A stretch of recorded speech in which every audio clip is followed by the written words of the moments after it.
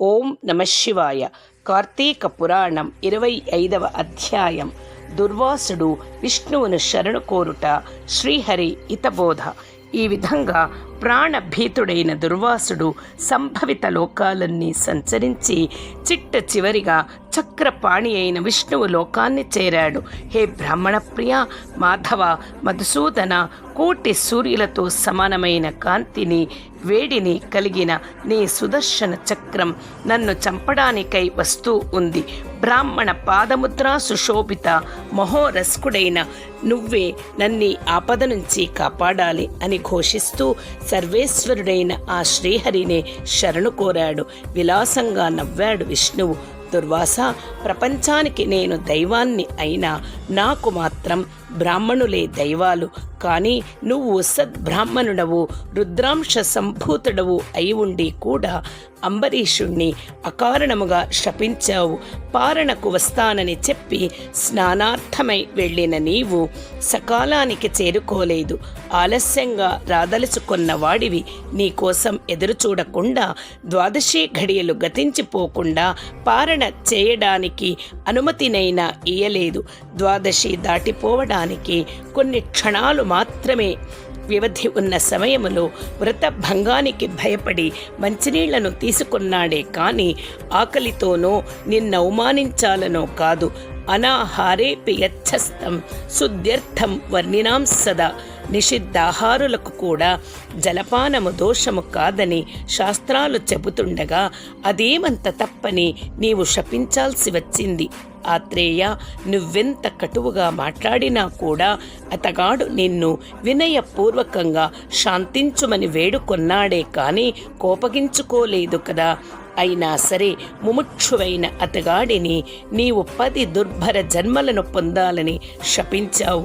నా భక్తులను రక్షించుకోవడం కోసం నీ శాపాన్ని నిమిషంలో త్రిప్పివేయగలను. కానీ బ్రాహ్మణ వాక్యం వట్టిపోయిందనే లోకాపవాదము నీకు కలగకుండా ఉండడం కోసం ఆ భక్తుని హృదయములో చేరి నీ శాపాన్ని సవినయనంగా స్వీకరించిన వాడిని, నీ శాపాన్ని అంగీకరిస్తూ గృహామి అన్నవాడిని నేనే కానీ ఆ అంబరీషుడు మాత్రం కాదు.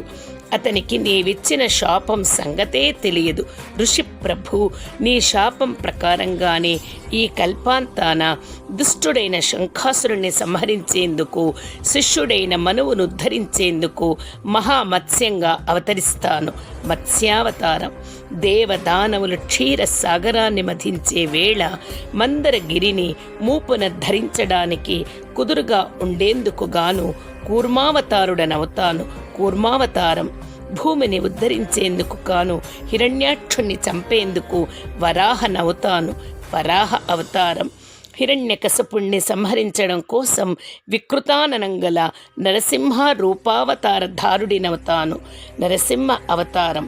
సర్వదేవత సంరక్షణ కోసం ధర్మ బలుడైనా కూడా దానవుడు కనుక బలి అనే వాడిని శిక్షించేందుకు వామనుడవుతాను. వామనవతారం. త్రేతాయుగమున జమదగ్నికి కుమారుడిగా పుట్టి సాయుధ బ్రాహ్మణుడనై దుర్మదులైన రాజులను దుడ్లగొడతాను. పరశురామ అవతారం. రావణ సంహారార్థమై ఆత్మజ్ఞాన శూన్యుడైన అంటే నేనే భగవంతుడనే దానిని మర్చిపోయిన మాయా మానుష విగ్రహుడైన దశరథ రామునిగా అవతరిస్తాను. రామ అవతారం. ద్వాపరంలో జ్ఞానిని బలవంతుడను అయి ఉండి కూడా రాజ్యాధికారం లేకుండా రాజుకు బలరామునికి తమ్మునిగా కృష్ణునిగా జన్మిస్తాను. కృష్ణావతారం. కలియుగారంభాన పాప మోహము కొరకు పాషండ మత ప్రచారకుడనే బుద్ధుడనే పేరున పుడతాను. బుద్ధావతారం. ఆ యుగాంతాన శత్రుఘాతకుడైన బ్రాహ్మణునిగా ప్రభవిస్తాను. కల్కి అవతారం. దుర్వాస, నా ఈ దశావతారాలను, ఆయా అవతారాలలోని లీలలను ఎవరు విని